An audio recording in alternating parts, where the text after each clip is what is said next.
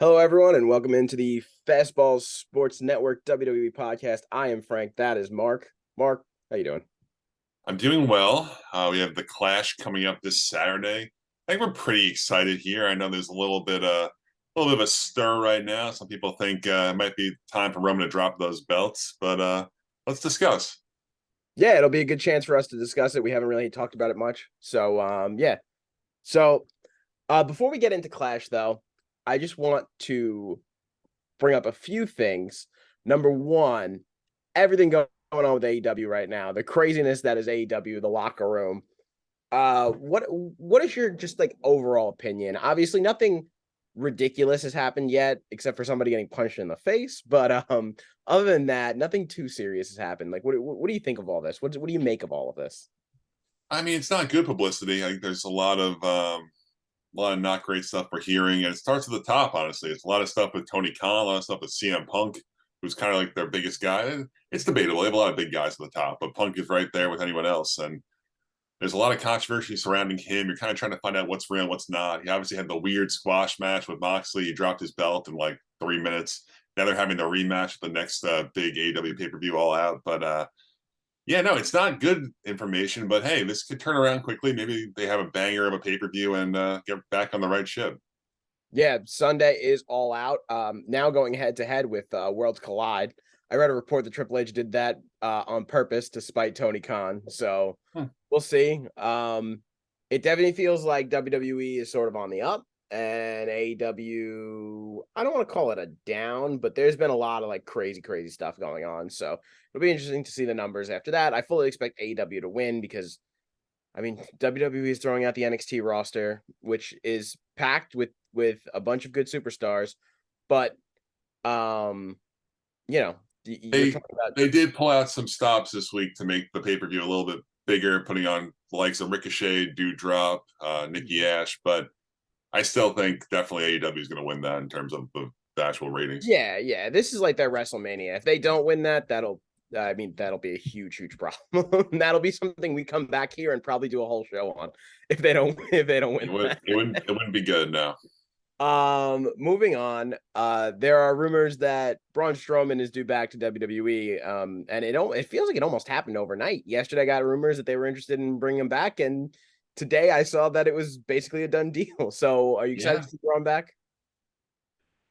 I don't know if excitement is the word. Braun was really good. Braun was a really good big man. He didn't deserve to be released. I was definitely really stunned when he was released.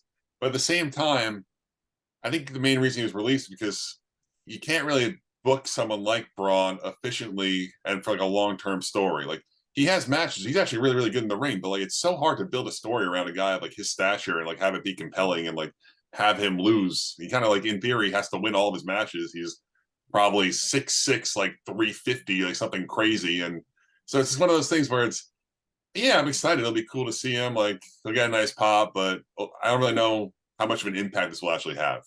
Yeah, I don't know. I don't know if he'll play a big role in storylines, but he's still good for you know those big moments. Like the first example that I can think of off the top of my head where he's going to be great is Survivor Series. He's going to be on one of either the Raw or the SmackDown team, and he's going to be that unstoppable force that everyone's going to have to band together to try and get out. It makes for good storytelling, and even though we've seen it 1,000 times before, it's still interesting to see how I they go was about booking it. I was gonna say, with the exception of Survivor Series and that Royal Rumble spot, what is the giant man's value? Right. Yeah, no, it's hard. But I think like you said, he's just better at it than everybody else before him. You know what I mean? Like he just moves better. He looks ridiculously ripped and I don't know. He's I'm glad it's one of those guys you're glad to have back and you'll just see how you just hope that they find a way to use him properly. Yeah. Uh the other one is the Usos cousin, excuse me. I don't know how to say his name, but they say that he is due on SmackDown immediately. Okay. Yeah, that could definitely be interesting. I haven't really watched much of his work in NXT. Yeah, I'm neither have I. I'm sure he's talented. He's from that family lineage. I'm sure he knows what he's doing in there. Maybe that's a part of the Sami Zayn story. I think that kind of makes some sense. Do you think he gets involved on Saturday? A clash. I mean, it throws in another wrinkle if they want to really just throw out every trick they have here. They have so many wrinkles that they can throw out, and we will get to that match, and we will talk about all of the potential, especially after Raw, more wrinkles being added. I don't think we need him there. I think it'd be more impactful to bring him onto SmackDown for his debut, but either way, it should be interesting. Do you think he joins the Bloodline? Yes, 100%. definitely. Yeah, it feels like. I mean, if you're gonna do that, you strap the Rocket to his back. I mean, this will be like the mid card Rocket. This will be the Batista and Randy Orton and Evolution if you put him in this stable with the Usos and Roman Reigns. So yeah, no, I would definitely put him in the Bloodline. I'm curious to see how they're gonna bring that up and make that happen. But yeah, no, that all that stuff is super exciting. But let's go ahead and get to Clash at the Castle. And so card is getting a little bit bigger, but honestly, I expected more matches. But everything here looks quality. I'm pretty excited for all these matches. So let's go ahead and break it down. Let's do it. First up, we've got Edge and Rey Mysterio versus the Judgment Day. Now it feels like this has been played out for quite a bit, but it also feels like we're waiting for something to happen here. And it's got to happen at Clash of the Castle. Yeah, I mean, I feel like ever since Dominic has come on the scene, I've really not cared much at all for Rey Mysterio, which is really sad because the guy's a legend, and just every storyline he's been in has just dragged on, and it's just not been compelling or interesting in any way, shape, or form. Obviously, it started with Seth, which again, these are two of the best ever, Rey Mysterio and Seth Rollins, but the feud just never ended, and the Dominic stuff, it doesn't enhance it; it just brings it down, and it's a lot to discuss. Yeah, no, I think you're right. I think at some point we got to pull the trigger. Enough of like the baiting and switching. But I don't really want Dominic to join the Judgment Day. I don't really want this to become another like storyline. I don't need that. So it's kind of I don't like the Judgment Day as a whole. I don't. They're not really It's for gotta me. happen though, right? Like Dom has to join the Judgment Day on Sunday. Like it's gotta be. Why is Edge teaming up with? Why is Ray teaming up with Edge and not his son?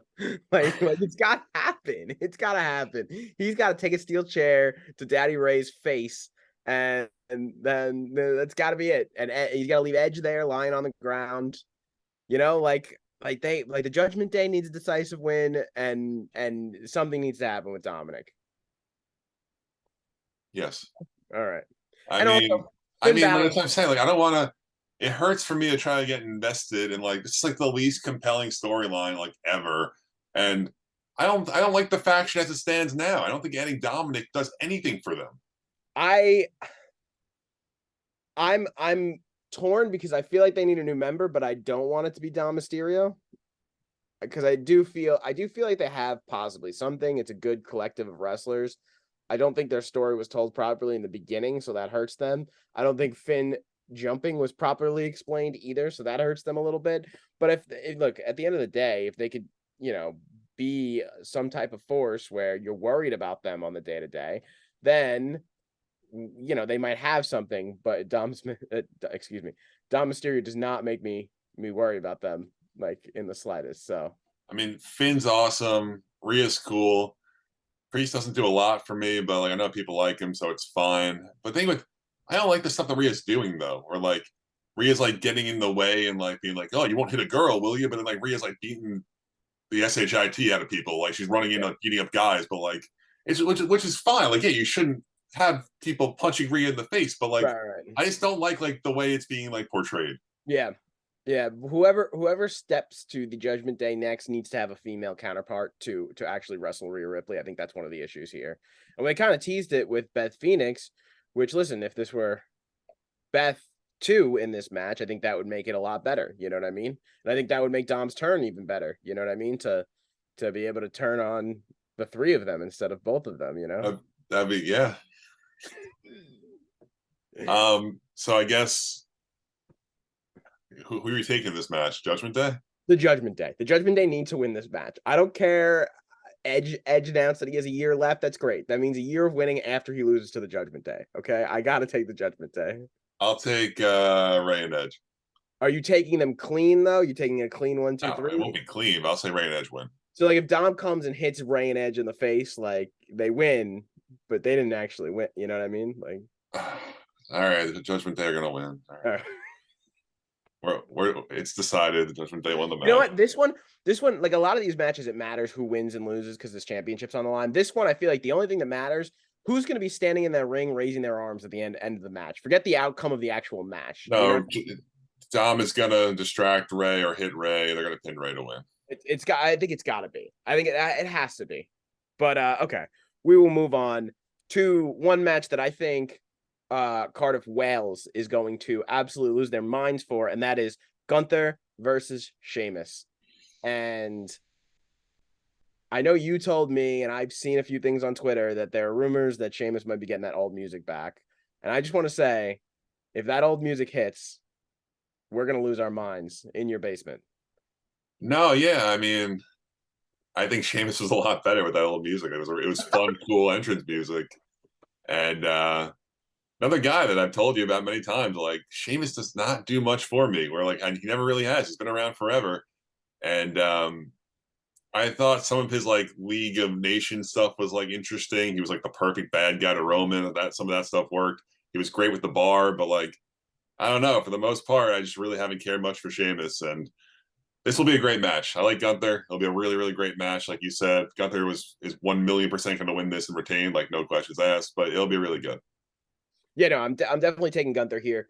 Did you see this segment on Friday with Butch and Gunther's lackey? I forget what his name is now.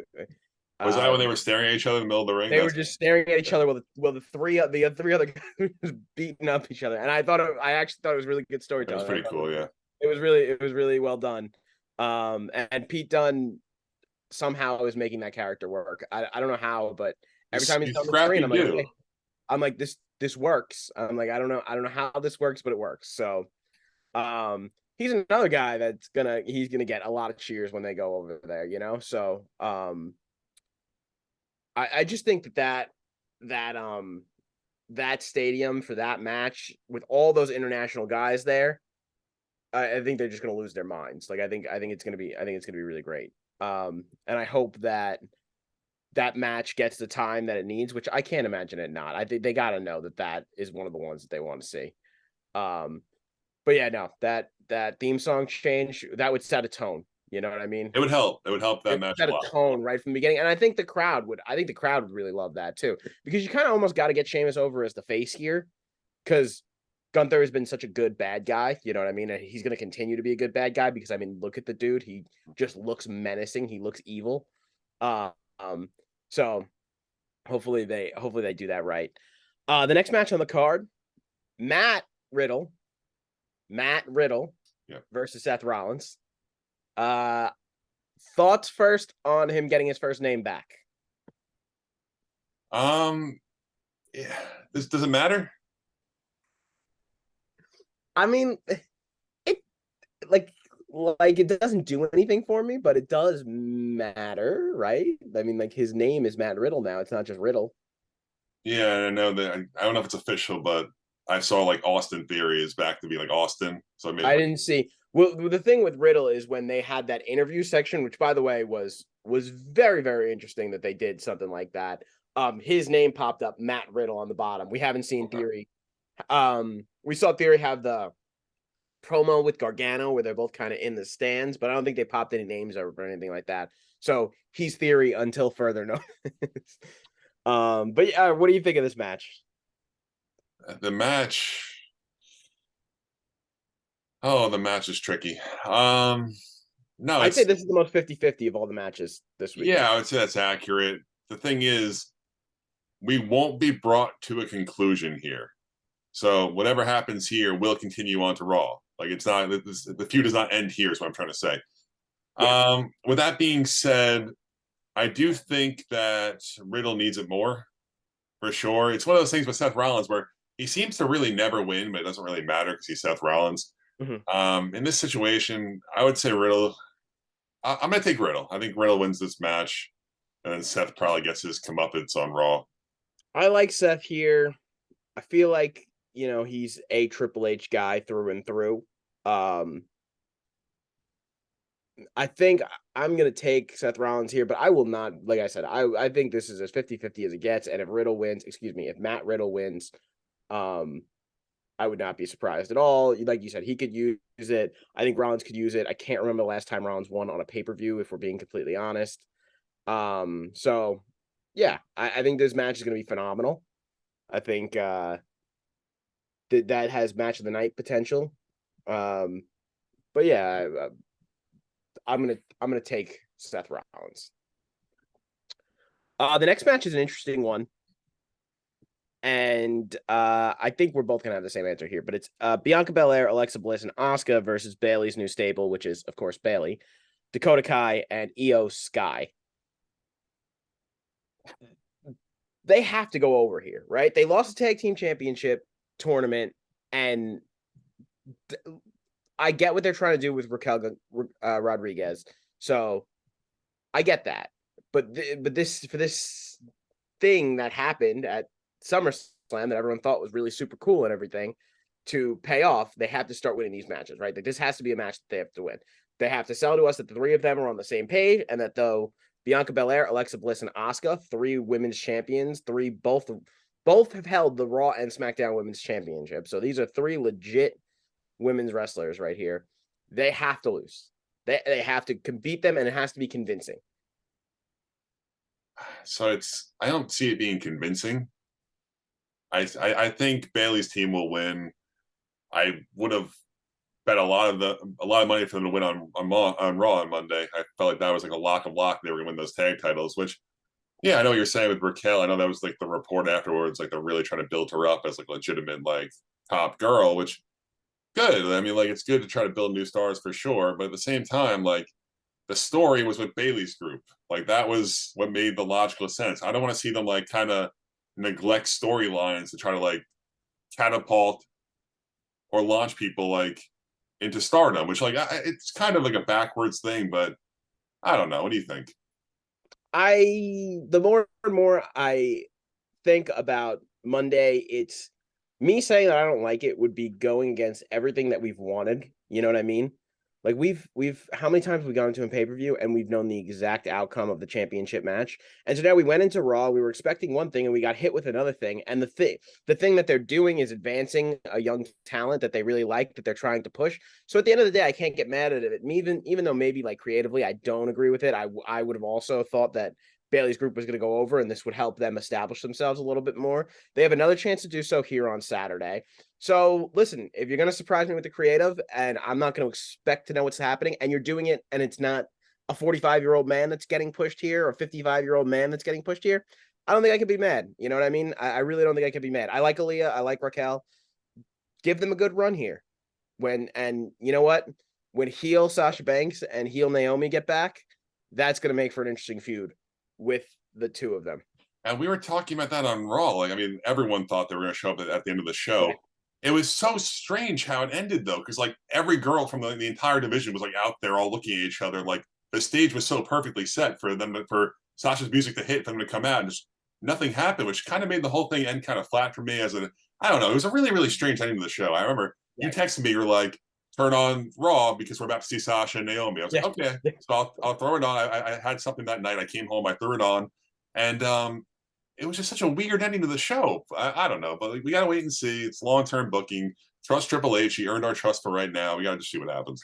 Yeah, and I think to the Sasha and Naomi thing, we now don't have an expectation for when they're coming back again, right? We think it's going to happen soon. Could it happen Saturday? I don't even know. Aaliyah and Raquel, I would assume that that's the people that they're going to like make their entrance on. You know what I mean? Could it happen Monday? It could happen on Friday. They could wait till a brand split. They could wait till the first champion. Like we don't have any expectations, which I think is exciting. I think that is another exciting part where we thought Sasha Banks was going to come back and she was going to feud with Bayley's.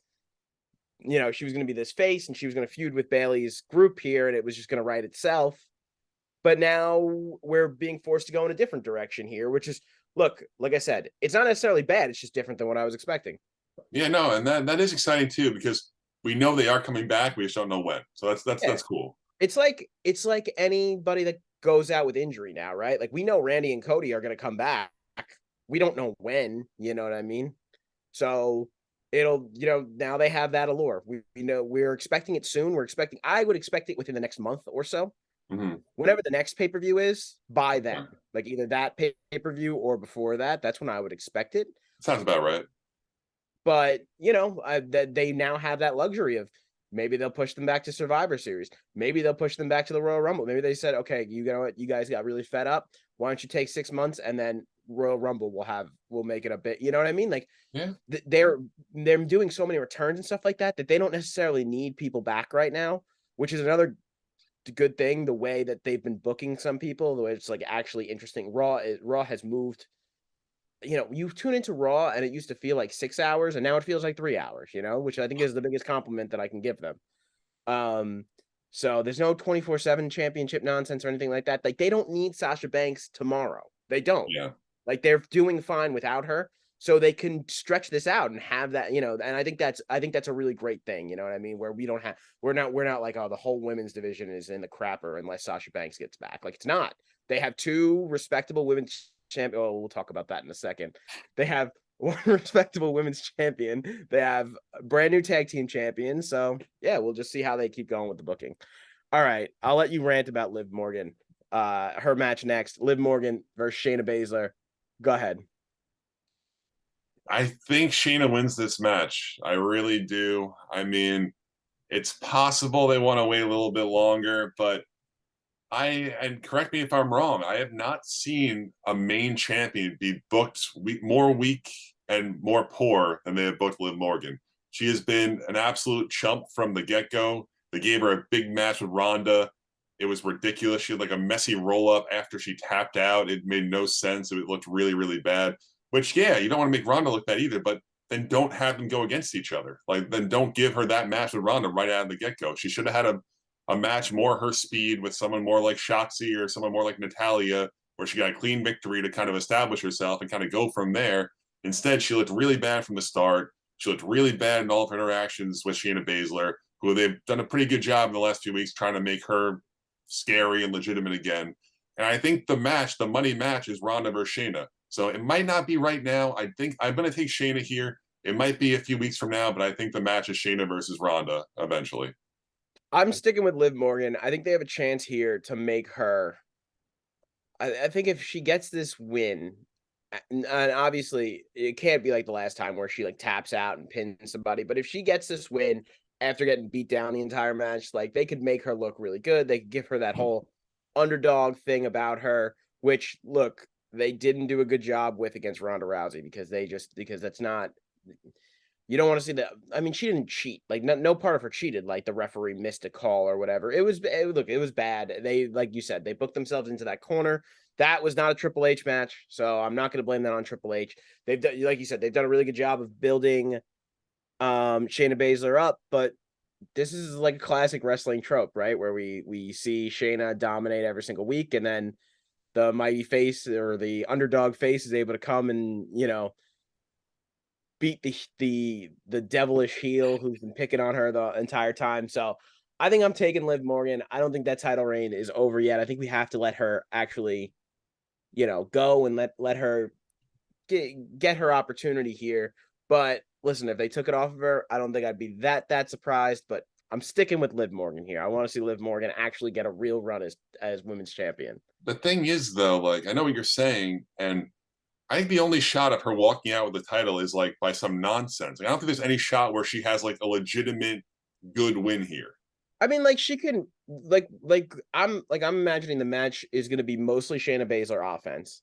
But if she hits her with the finisher and pins her with the 1, 2, 3, if she rolls her up after breaking a few of those arm, like there are ways that they could book this where it keeps Shayna looking strong, it keeps Liv looking like that underdog baby face that won't quit. Because look, her match against Ronda Rousey, she got put in like 8 arm bars and she kept breaking out. Like they did a really good job with it, honestly, until the end where they had like the really screwy finish and that was dumb.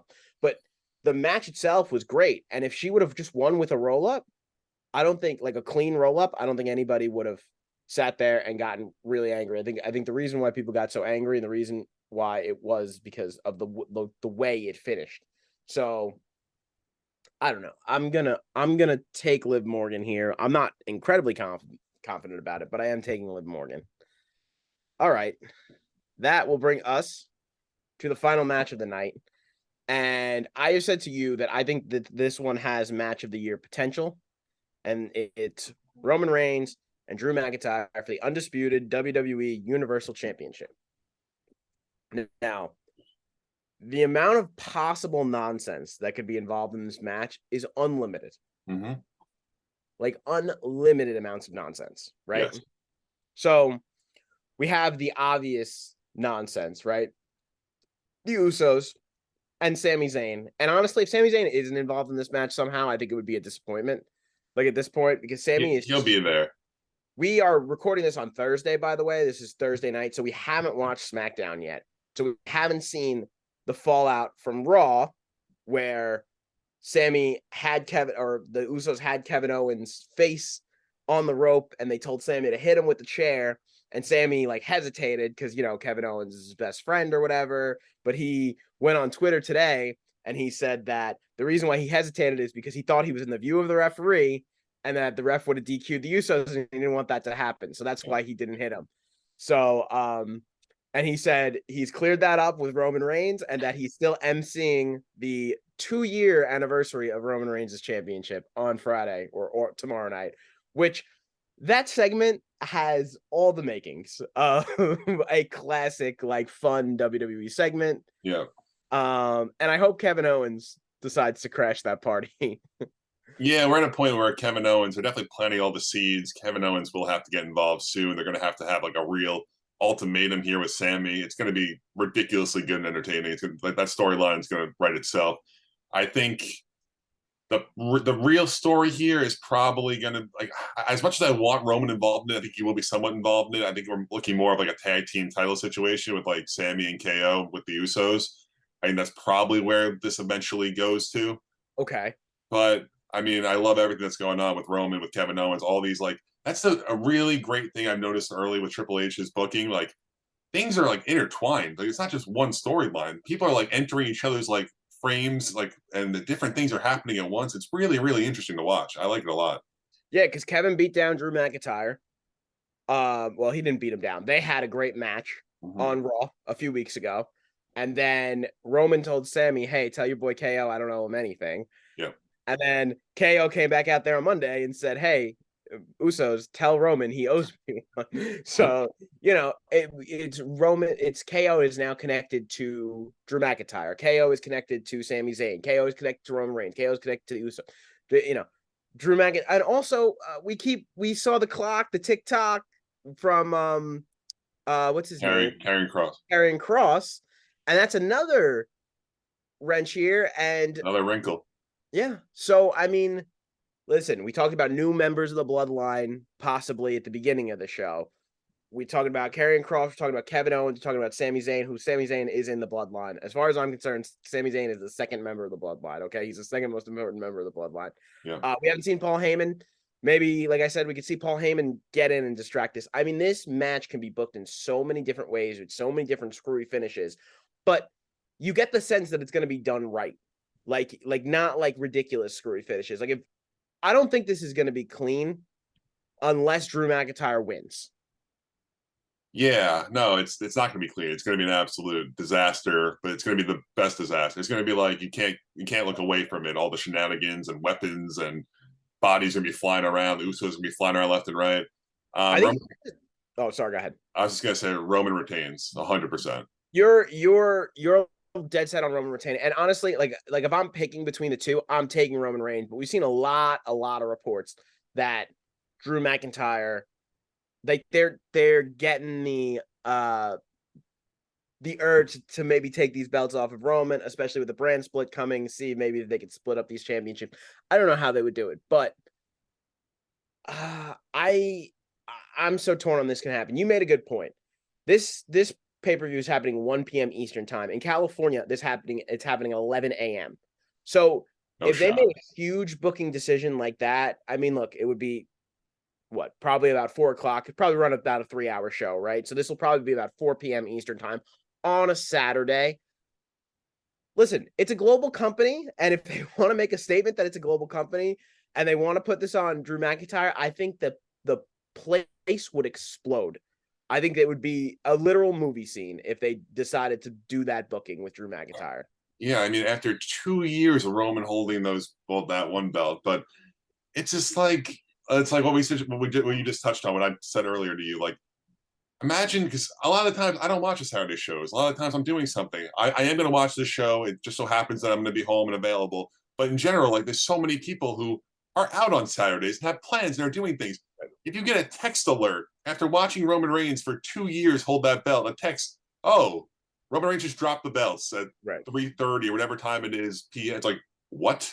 Which I know obviously he could, and they're building it. They're like, it's a possibility, but for me, he's not dropping those belts unless it's WrestleMania. You know what? Even if he doesn't drop them, I love the fact that they're putting it out there. I love the fact that now you have to tune in and watch, right? We have to tune in and watch because the fact that they put it out there, the fact that there's a new head of creative right now. Look, we don't know Triple H's in nuances or what his decision making is like. Like if this were Vince show, we would know going into it that the finish could be great. Like we would be saying the same things about the finish. Like we could have a good finish here, but at the end of the day, we know Roman Reigns is going to retain. What the fact that Triple H is here, it leaves that small possibility, even though I know you keep saying 0%, it leaves 3% chance that Drew McIntyre win. All right. But it leaves that small chance. And look, if I were to put an actual number percentage on it, I'd say less than 10. That's what I would say. But you know what? Before Triple H was in charge, there was a literal 0% chance that anyone was taking those belts off of Roman Reigns. And that's not to say that I even want the belts to be taken off of Roman Reigns. That's not what I'm saying here. But the fact that the fact that I have to tune in, the fact that I have no clue how this match is going to be booked to finish, all of that is exciting and it's fun. And I think that's just what going on, what we've been saying. Like there's basically this whole entire card where we've picked different people for most of it, which doesn't happen. Usually we have like one match where we're different. I think we picked different people for every match except for Bayley and the Judgment Day. So the two stables we feel like need to go over at the end of their matches. You know what I mean? Yeah, no, we went different. I took Shayna and Riddle. You took Seth and Liv. You're not taking Drew right now, No, right? I'm not taking Drew. I'm taking Roman. I'm sticking with Roman. But the point is that it's different. You know what I mean? Like we're not sure. Like we can't No, tell. it's exciting. I'm excited to tune in on Saturday and watch what they do. That's good. Yeah. Okay. So just really quickly, anybody you feel left off this card that you think might make an appearance? Well, we touched on Kevin Owens. He's like the big one. I know it took them a little bit to add Finn. Finn has now been added. So, I mean, AJ should probably be on it, but AJ, that's what I was he's really thinking. the only one, right? That feels left Yeah. out. AJ, the Miz could take a break. He doesn't need to be on this Yeah. card. I'm assuming that we're gonna see somebody international that we haven't, like somebody's gonna be there that we're not expecting. I think like maybe some bad news. Maybe there'll be some bad news. Yeah, Something. no, maybe. I think that would be fun. I've heard his name circulate. I saw a tweet the other day that said there was gonna be some bad news about the Rumble. So that would be cool. I can't think of anyone else off the top of my head right now, but I expect something. I expect something of that manner, that nature. Okay. But I mean, other than that, I'm just really excited. Like it's a small card, but I think it's going to be just quality match after quality match, really. Yeah, we'll come back here next week. We'll recap it, and hopefully we have a lot of fun stuff to talk about. Yeah. All right. So if that's all you got, that's all I got. And I just want to say thank you guys for watching, and we'll talk to you soon.